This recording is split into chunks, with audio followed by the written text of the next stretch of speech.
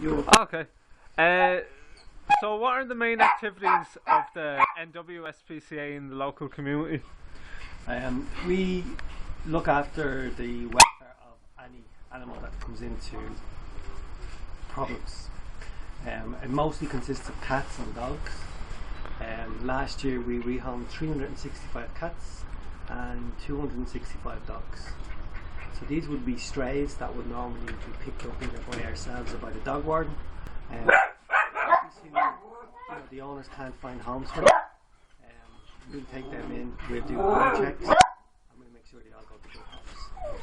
We have a home agreement that requires people that if they can no longer keep the animal comes back to us. We will always continue to look after it. We are no kill shelter, so once the animal comes in, it's going to be looked after until we find a home.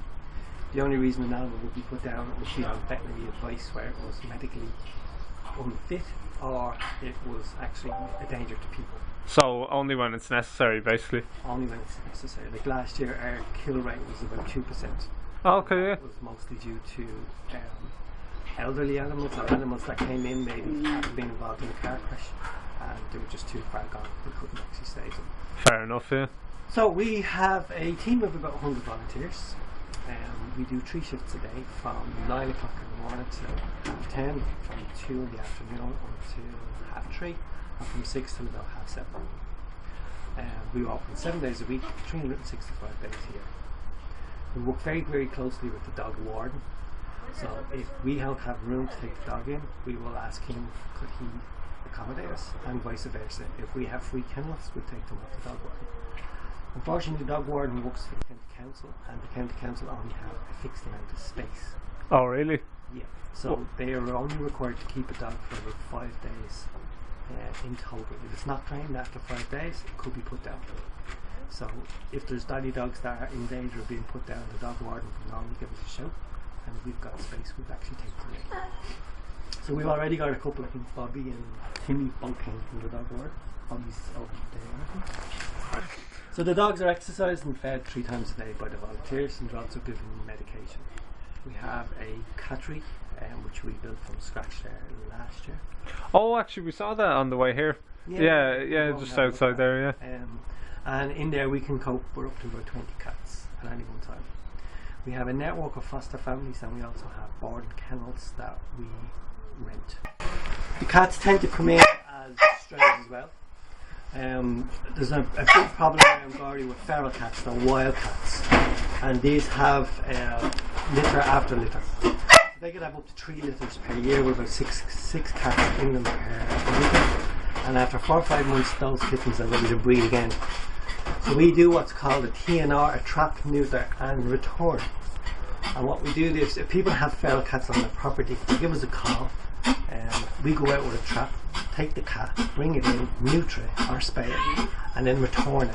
And it's important to return it because cats are territorial. If we don't return it, another wild cat will actually fill that space and the whole cycle starts all over again. Whereas if we put a neutered animal back, he will defend that territory, or she will defend the territory, and it still reduces the number of cats that are in circulation. The cats that we get in tend to be, they have an awful lot of problems. They are domestic cats, but they're just being born in the wild, so they're not really able to be out there by themselves. That's a very successful program, and each year we kind of do more and more cats. Would there be any advice in particular that you'd give to pet owners that you think? Well, the big advice for nearly all pets are to get them spayed and neutered. Okay, if you do that, then you reduce the need for puppies that are unwanted. And most of the puppies that we get in, they're just unplanned litters. They didn't expect it, they've not got off the lead or escaped. And dogs and cats can be very resourceful when they need to mate. So the fence that you thought was high enough may not be high enough. With the new legislation came in last year regarding microchip. So from June last year, all puppies that were born in the wild have to be microchipped. On the 31st of March, all dogs must be microchipped. And I'll give you an idea of the stats. Any dog that comes in here with a chip in it is reunited with its owners within about 2 to 3 hours. Any dog that doesn't only has a 20% chance of finding its way back. Really, yeah? Yeah. Because we're relying on people to contact us. If the animal is microchipped, we're going to contact you. So it has been a good year. Microchipping has been around for about the last 10 years. It was pretty expensive when it came in first. It's now dropped down. It's around €30, €35 to get it done. And where could someone get that done if they're looking to any vets anywhere? Okay. Yeah. It's a once-off cost. There's no annual fee or anything like that. And before it was a very good idea to get it done. Now you're legally required to get it done. There'll be a fine of up to €4,000 if you're found with a dog that's not microchipped. And legislation also means that the animal has to be chipped. If it's a puppy, it has to be chipped before it leaves the breeder's home. So the responsibility is on the breeder to get that done. But equally, if you buy a puppy that's not microchipped, you're responsible. So it's a fairly strict, and it's fairly, they've covered a lot of ground with this legislation. The problem is that it's not actually hasn't been advertised as much as it should be. But when it kicks in, it should reduce air load, because if I could go around here and show you, most of these dogs are actually strays. If they'd been microchipped, they'd have found their way home. So that's the bulk of our dogs that are coming in via the dog warden are being picked up by ourselves. So hopefully in the next 2 to 3 years that number should drop. Equally, there's now a cost to breeding or having a litter, because if you've got 10 puppies in the litter, you've got a €350 cost before you make a penny. So this should reduce people's likelihood of having unwanted litters, and would also make spaying and neutering a more economic proposition than having like if it costs you €100 to have a dog neutered, it's cheaper than having to fork out €350 to have the puppies chipped. So all in all, it's a good piece of legislation, and it's good progress, and it should make life easy going forward. Do you think there's been progress made on the issue of puppy farms in the countryside? There has been a bit, but there's more progress needed. For example, they've brought it down that if you have 6 breeding bitches, you must be registered as a puppy farm, whereas before you didn't. The problem is that they don't actually have a maximum number. So a puppy farm could have 200 breeding bitches, and as long as it passes an inspection, they'll get their license. That doesn't make it right, because nobody can look after 200 dogs in a small confined premises. And in reality, there are a large number of these legal puppy farms still in the country. We're looking to have maybe a quota where if you have X number of dogs, you must have X number of staff, and that's not a requirement at the moment. We just don't think it's possible to look after 200 dogs with 2 or 3 staff. It just doesn't. With the microchipping now puts a huge cost back onto the breeder. The breeders before, in some of the puppy farms, they're allowed to chip the dogs themselves. They can no longer do that. They have to actually go to a vet. So that means every litter they produce, they're going to be forced to fork out money before they can get anything. The restrictions on transporting the dogs abroad have tightened up as well. The new legislation, the Animal Welfare Legislation 2015, means that animals can only be transported with a proper licence and on proper transports. We've had a number of seizures this year already where animals were being transported in the back of vans, and these were taken off. Unfortunately, in some cases those animals were given back to the guys that bred them, which is not ideal. But there has been progress in it, and the law is most legislation is like a work in progress. It's far better now than it was like 2 or 3 years ago, and we just hope it can continue. I want to have a look at the country. Oh yeah, that's a good idea.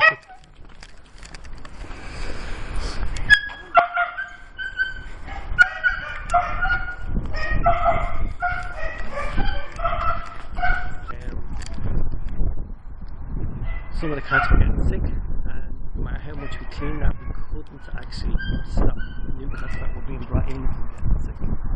So we took a decision that we needed somewhere easier to clean, easier, more hygienic, and cats and people there. I just want to see if there's any cats. But compared to the old cat, this is much more comfortable. So how long ago did you get this one? We started building it towards the end of last year. We finished at the beginning of 2014, wasn't it? And then we finished it at the start of 2015. So we ordered this custom built cage. Tommy really creeps in it. But like we've now got running water, which we didn't have before. It's far more hygienic. It's easier to clean. Like when we were in the old cattery, we used to have to shut that down 2 or 3 times a year, didn't we? While we were disinfecting it. Any cats that were in there cleanly home. We haven't had to shut this place down once. No. So, and that's shown in the number of cats that the number of cats rose last year. It was 260 to over 300 this year. 375 actually. 20, which is a massive number. But the cats tend to be healthier at home now, and they're not here for as long either. Whereas over there they were having to stay in for a while. We've also built an isolation unit on the side, so there's another set of cages there, so any strays or anything like that can come in, they can go into the isolation unit, so they're not spreading diseases into these. So they'll stay in there for a couple of weeks until we're sure that they're disease free. Yeah. We can treat them and we can do all the initial medications.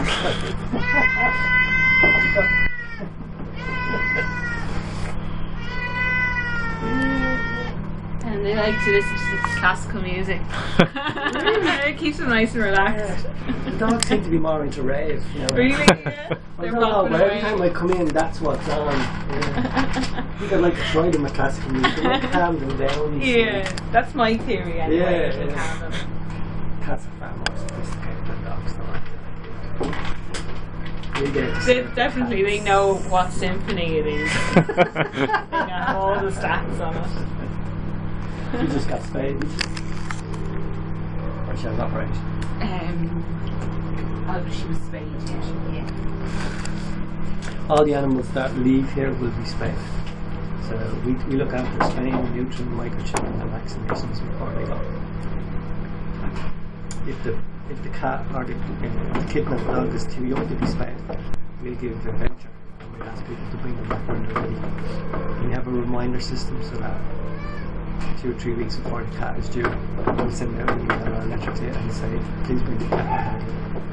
And again, it's just looking towards the future where you're reducing the amount of litters that we have to do. You know the way you were saying about how you get most of the dogs from the dog warren. Where would you find the stray cats? Is there a different system in place for that, or? No, people would actually find them. Oh, okay. Ramble into people's houses and they'd give us a call.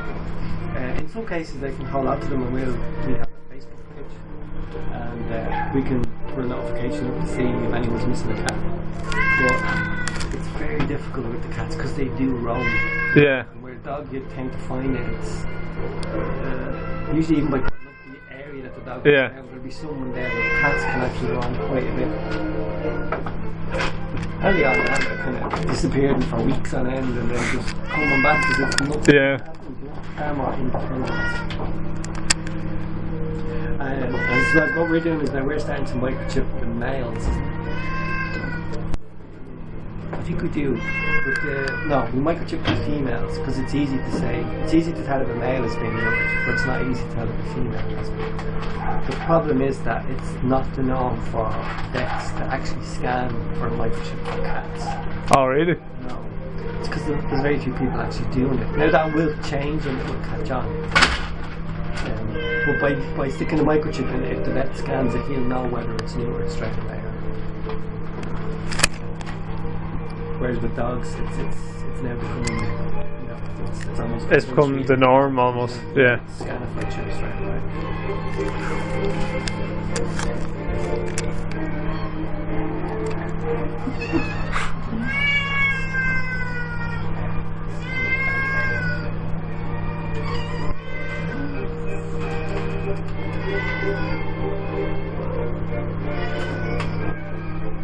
I think he's chosen. No.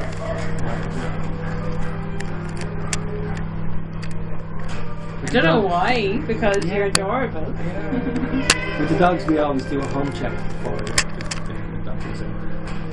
What we're looking for is a yard or an enclosed space that's suitable for the particular dog. So if you get a Chihuahua and the fence is that height, that would be acceptable. If you're looking for a German Shepherd and the fence is that height, obviously it's not. But we don't do that at the moment with the cats, because again it's really impossible to keep a cat in. Yeah. And it doesn't really matter how big your fence is, how the cat's going. But it's something that we're considering. It's just getting the manpower to actually do it.